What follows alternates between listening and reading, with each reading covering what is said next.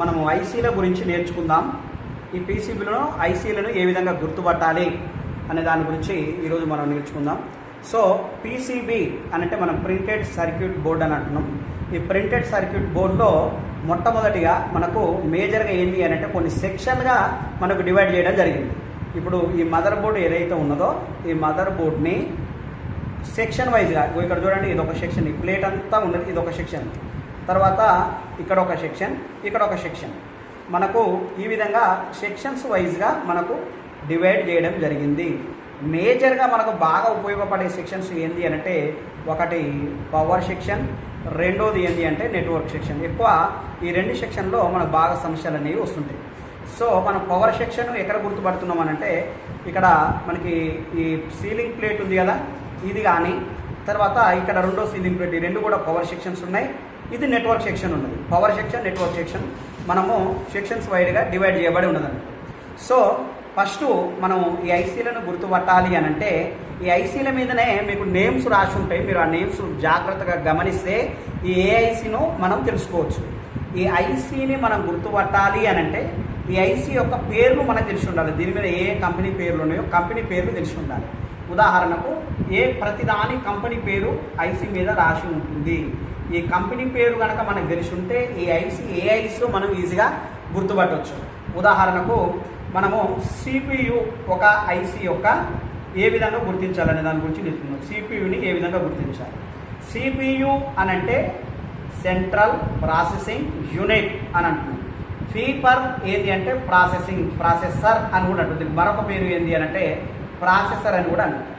ఈ సిపియుని మనం మదర్ బోర్డులో అంటే పీసీబీ బోర్డులో ఏ విధంగా మనం గుర్తించాలి అని అంటే ఫస్ట్ ఈ కంపెనీ పేర్లన్నీ కూడా మనకు తెలిసి ఉండాలి. అది ఏంటి అని అంటే number 1 Apple, Bionic, number 2 Qualcomm,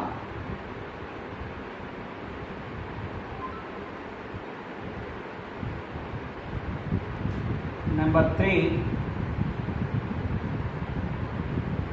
MediaTek, number 4 స్ప్రిటర్,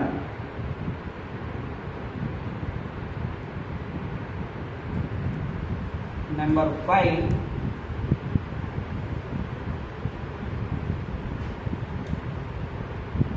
silicon Kirin, number 6 Exynos. ఇట్లా ఈ విధంగా ఇంకా చాలా ఉన్నాయి.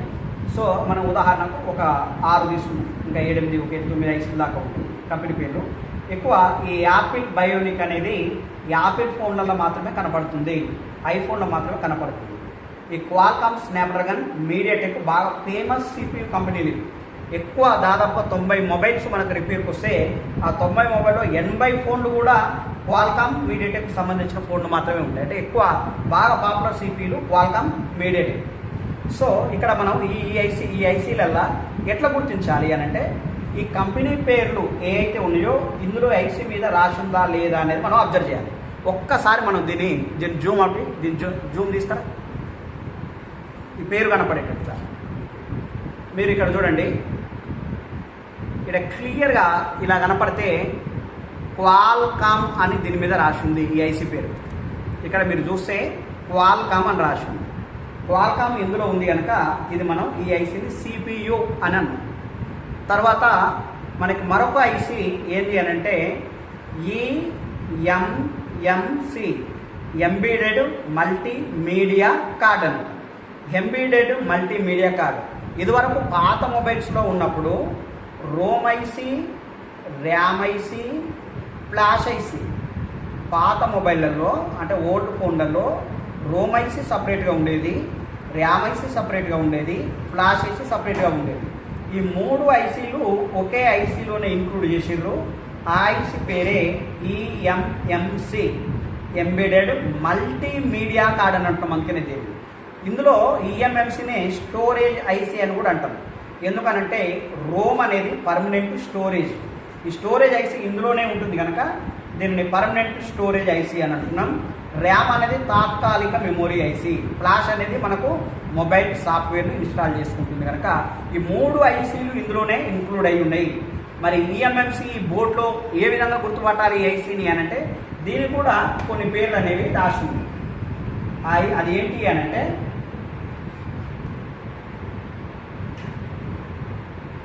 వన్ తోషిబా, మైక్రోన్, కింగ్స్టాన్,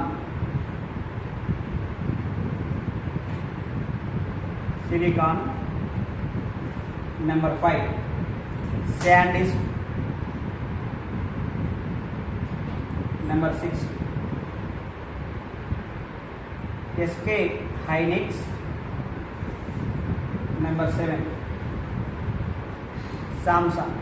ఎక్కువ మనకు ఏ సిపియు కంపెనీలు కనపడతాయి అంటే తోషిబా ఎక్కువ మనకు ఫోన్లలో కనపడుతుంది, రెండోది ఎస్కే హైనిక్స్ అనేది కనపడుతుంది. ఈ రెండు కూడా ఎక్కువ మనకు ఈఎంఎంసి కంపెనీలు కనపడతాయి. మనం ఇక్కడ చూసినట్లయితే ఈ ఐసీ పేరు క్లియర్గా ఇక్కడ రాయబడి ఉన్నది, ఎస్కే హైనిక్స్ అని రాయబడి ఉన్నది. ఎస్కే హైనిక్స్ అని రాయబడి ఉన్నది. ఈ ఐసీ పేరు ఎస్కే హైనిక్స్ అని రాయబడి ఉన్నది. ఓకే, ఇప్పుడు మనము ఈ ఒక ఐసీ పేరేమో క్వాల్కామ్ అని రాసింది, మరొక ఐసీ పేరేమో ఎస్కే హైనిక్స్ అని రాసింది.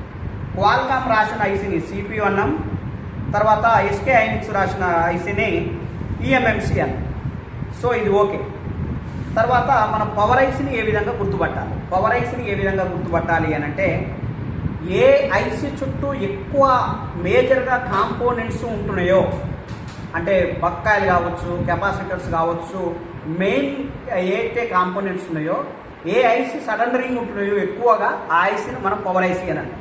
చూడండి ఇక్కడ ఐసీలు మనం గమనిస్తున్నాం, ఈ ఐసీ గమనించినాం, ఇక్కడ ఈ ఐసీలు గమనించినాం.